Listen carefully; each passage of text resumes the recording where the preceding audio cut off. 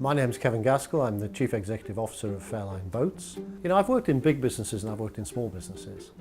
But in order to be successful, we have to have clarity of strategy, but we have to continuously innovate. It's the innovation that keeps driving us forward. Now we have boundaries, left and right, up and down, budgets. There's always a budget boundary. There's always a customer boundary. New technology, new entrants, changes in the marketplace. We sell premium boats. Our least expensive boat is $500,000. Our most expensive boat is $5 million. You can imagine what happened to that market in the global recession. That market was absolutely decimated. A lot of boat builders went out of business. And we saw our turnover reduced by about 50%. Now we have to adapt. There's no point complaining about it. What you have to do is react, adapt, make sure you're in a position whereby in a smaller market, you can go out and win a bigger share. If I'm in the private sector looking at the public or the other way around, there will be suspicions, there'll be some cynicism, there'll be some questions asked. The truth is both sides have their strengths.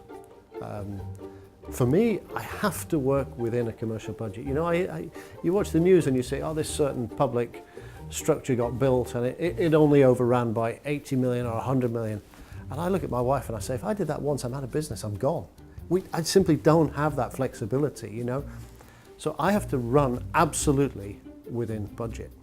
I get frustrated when I hear certain parties complaining that, our budgets are going to be reduced by 20% in the next 5 years. I think, what luxury? I have to reduce by 20% every year. Many businesses, when they look at improvements, will say, well, we'll do what we always did, plus a little bit better, 5% improvement, or give me another 2% return on sales. And you know what that does? It tends to tune. Everything gets tuned. Everything gets adjusted slightly. Well, we looked at it the other way around and we said, how do we take 50% out of our cost base?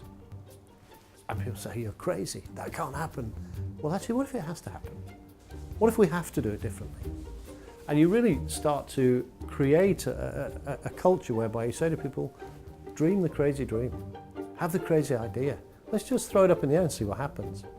We build our boats in a different way now with a structural headlining. So the top of the boat is part of the structure.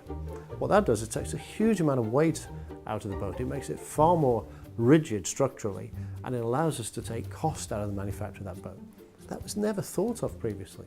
But you know what? When you're under enormous pressure, unless you stand back and think differently, you won't win.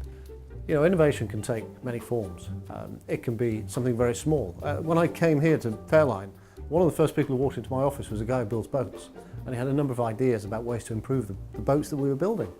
And he'd actually drawn them out. They were great ideas. We've put most of them into place. He's saving us about £1,500 a boat now. The lessons that I've referred to in Fairline, they're applicable in any industry. I've run car businesses, I've run boat businesses, I've run data companies, I've run a social enterprise, I've run sports clubs. It's no different. I actually believe that the answers to improving most businesses are absolutely within the business. I've got 600 very talented people in this organisation. I don't know how to build boats, but they do. If I can create an environment where they can contribute, they will help me to transform the business. It's exactly the same in other industries. You know what? The nurses would know what they need to do their job more effectively, just like my marketing team know what they need to do their job more effectively. How do I give them the ability to make those changes? It's not about me making it. I can't possibly manage every nut and bolt on every boat. I meet a lot of leaders who believe that they have to provide the innovation. That's not the case. That's absolutely not the case. My job as a leader is not to be a genius. It's to be a genius creator. And I can do that by creating a culture whereby everybody can contribute. We all, at some point, are going to need the support of the NHS. Me giving some of my time and some of my ideas to the NHS, if that's helpful, I'm more than happy to do it.